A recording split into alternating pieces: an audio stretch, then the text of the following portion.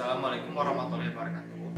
Perkenalkan, nama saya Wisnu Marfadilah sebagai perwakilan dari tim Farmindo yang akan menjelaskan tentang alat yang kami buat. Kita semua setuju bahwa negara Indonesia memiliki kekayaan alam yang sangat luar biasa, terutama pada sektor pertanian yang memiliki kekayaan alam yang cukup besar dan menjadi salah satu penopang ketahanan pangan yang ada di Indonesia.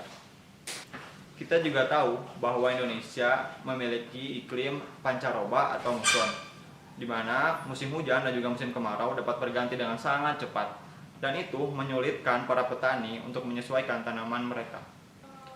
Perubahan iklim ini menjadi masalah yang cukup besar bagi para petani, karena menyebabkan kegagalan panen hampir di setiap musim hujan tiba, dan juga menyebabkan kerugian yang cukup besar. Sifat para petani yang menanam tanaman mereka berasas kebiasaan juga menurunkan kualitas tanaman yang lebih potensial, karena mereka hanya menanam tanamannya tanpa ada data yang pasti terkait lokasi mereka. Belum lagi, saat ini musibah sedang menimpa negara kita dengan kedatangan virus yang sampai saat ini masih terus saja menyebar.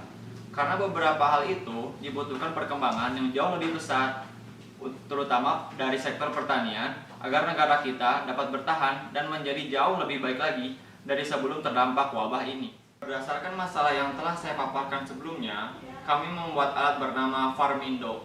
Alat ini dapat merekomendasikan tanaman apa yang sesuai untuk ditanam berdasarkan kualitas tanah pada lahan, serta musim apa yang akan dihadapi oleh para petani. Alat ini juga memiliki fitur tambahan berupa penyiraman dan pemupukan yang dapat dikontrol oleh platform kami guna mendukung gerakan social distancing. Alur kerja alat kami adalah sebagai berikut.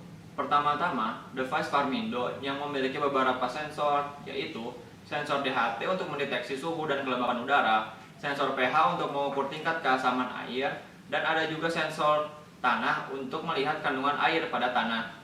Data dari sensor-sensor tadi kemudian dikontrol oleh Arduino yang akan meneruskannya ke MQTT Cloud melalui modul SIM800L sebagai modul media komunikasi. Selain mengirimkan data, alat kami juga dapat menerima perintah untuk mengaktifkan relay yang dapat mengontrol pompa air atau pompa untuk pupuk tanaman. Setelah device kami mengukur kadar asam, kelembaban tanah, suhu, dan kelembapan udara, data yang sudah didapatkan kemudian dikirimkan melalui MQTT Cloud dan tersimpan dalam cloud system, yang di sini kami menggunakan Microsoft Azure.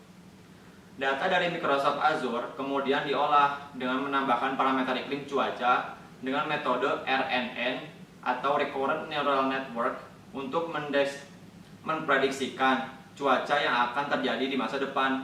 Data yang telah terolah tersebut kemudian disimpan pada database Azure dan diambil melalui REST API ke dalam platform website kami.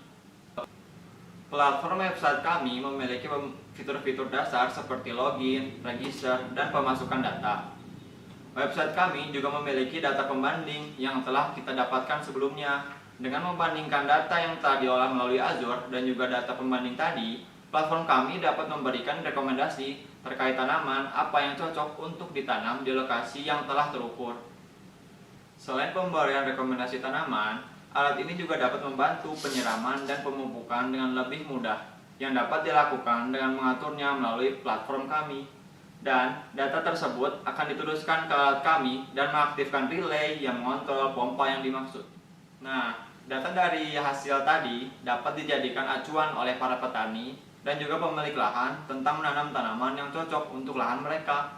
Data tersebut juga dapat dijadikan sebagai rekomendasi untuk para investor. Jika ingin menanam suatu tanaman, maka kami bisa merekomendasikan tempat mana yang kira-kira paling cocok untuk tanaman itu. Sekian penjelasan dari saya, mudah-mudahan bisa dimengerti dengan baik. Wassalamualaikum warahmatullahi wabarakatuh.